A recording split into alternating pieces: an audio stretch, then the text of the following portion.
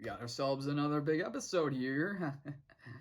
This is Amphibia. This is episode 13B, Trip to the Archives. Yeah, no real pun in there. It's just the family goes to the archives to learn about what is beyond the lands of Wartwood and just over the mountains and stuff. And it makes sense why they would do this episode because,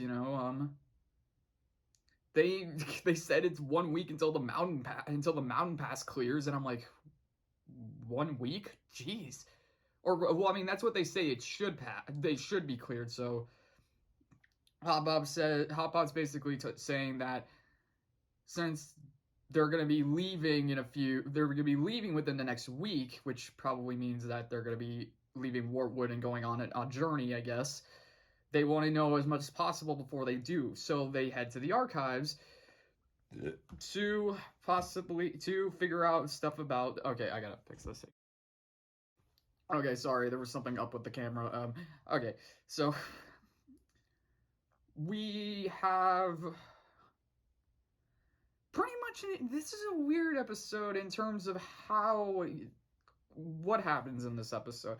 Okay, so yeah, they go to the archives, which is this underground bunker, I guess, in the middle of nowhere, if you really think about it, because they're in this wide open plain, and the archives looks like it's just a pile of brick. It's just a pile of stone, and you like go down into it, and it's like cool, I guess. I mean, they said it used to be someone's house, but it was transformed into an archive for the town, and so as pretty much Hop Pop says, like, if they're going to be leaving Wartwood, they might as well try and study up on things that could possibly be out there. And Sprig's like, we don't need that. We can take on whatever comes our way. And then Hop points out, yeah, we've dealt with a lot, and we were lucky to get out of some of those situations. And yeah, so Sprig is, while Anne, Hop, and Polly are all reading up on stuff that they find interesting, Sprig, meanwhile, is bored out of his mind and believes that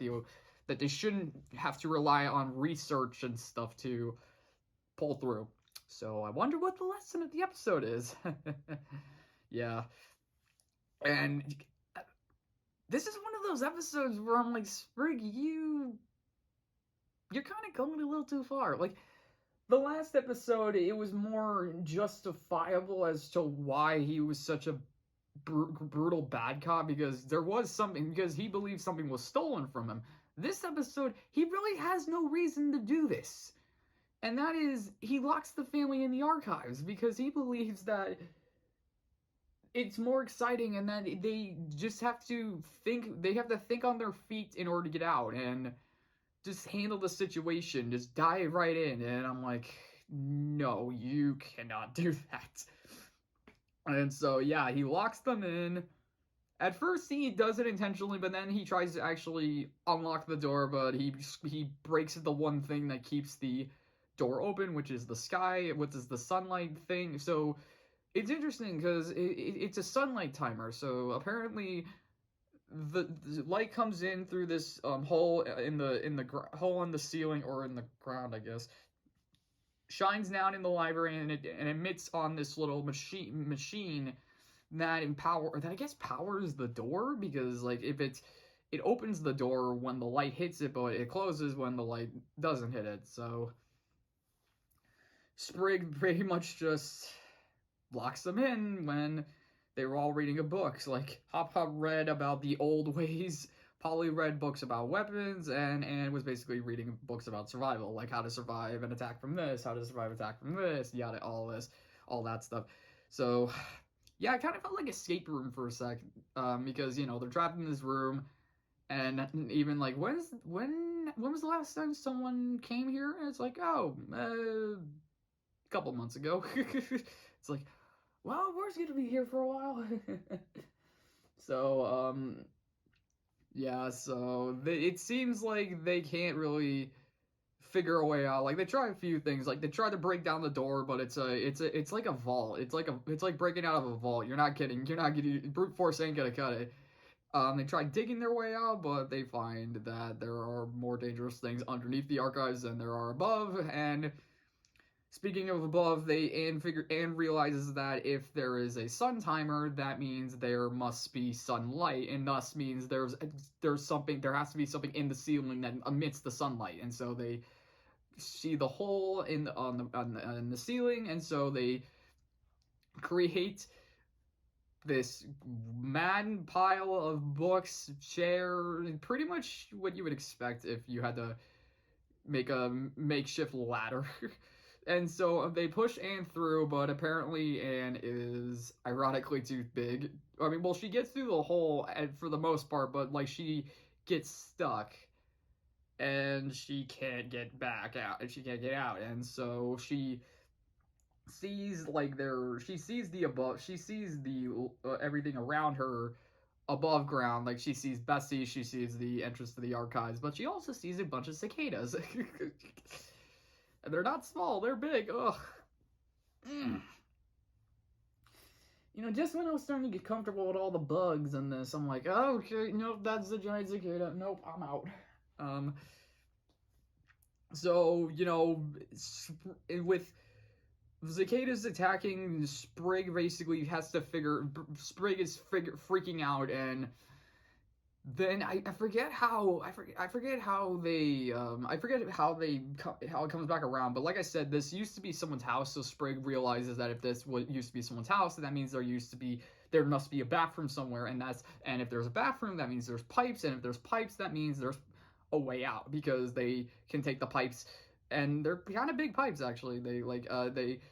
Sprig then goes and he finds a book about the layout of the house, and thus he figures out where the bathroom is, and he goes in and he takes the pipe back to Wartwood. Apparently, he goes to the restaurant where Ivy's mom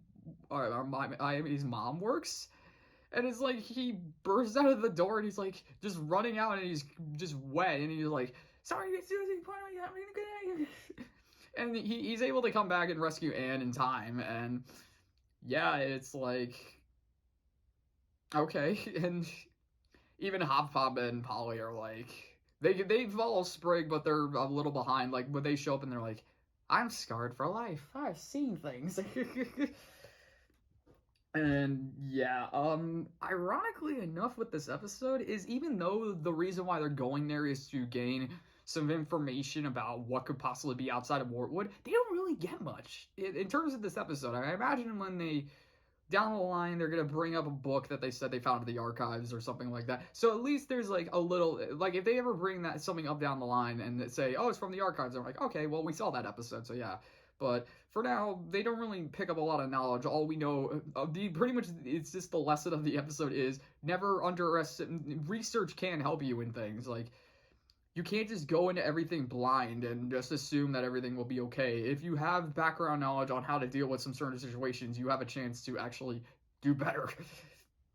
I mean, you know, yeah. So again, I didn't like the fact that Sprig did this one because he was annoyed. I feel like for his character, I mean, he has had moments where he does things, but there's usually something behind it. There's usually something behind the reason why he does it. Like, I mean, like, and some of them I understand. Like the one, like when he had the Civil War, with Polly. Like I got that one because he was the older brother who was jealous of the younger sister. Like I said the last episode, he was a pretty brutal bad cop because something was taken from him and he wanted it back, and he was literally willing to go as far as he's willing to go to get it. Then there's a few episodes where it's more of just his self-esteem. Like he feels like if he doesn't do this, then something could happen or something. So this episode, it was more of just him being annoyed. Honestly, he's like, we don't need to waste our time with this stuff. We can just deal with it. And I'm like, you almost got your family killed. You almost got Anne killed. Like, who knows what would happen if they didn't figure a way out? Anne could have been eaten by cicadas. I don't know how that would have been. Ugh. I know that's a nightmare waiting to happen for me. Just me stuck in a hole and there's a bunch of monsters here that's like, oh, great, I'm an all-you-can-eat buffet. Alright. But, I mean, as an overall importance of the episode, man, it's weird because if you don't mention in the present right now, this isn't that big of an episode as I thought going into it, because again, it's called Trip to the Archives, and it starts off with them going to the archives to figure out things that are outside Wartwood because the mountain pass is 1 week away, as we are told, from clearing up. So it sets it up to be this pretty important episode, but then it just turns into this escape room scenario that Sprig intentionally caused because he didn't want to be in the archives in the first place because he thought it was stupid. Like maybe I don't know. It's weird. It's a weird episode.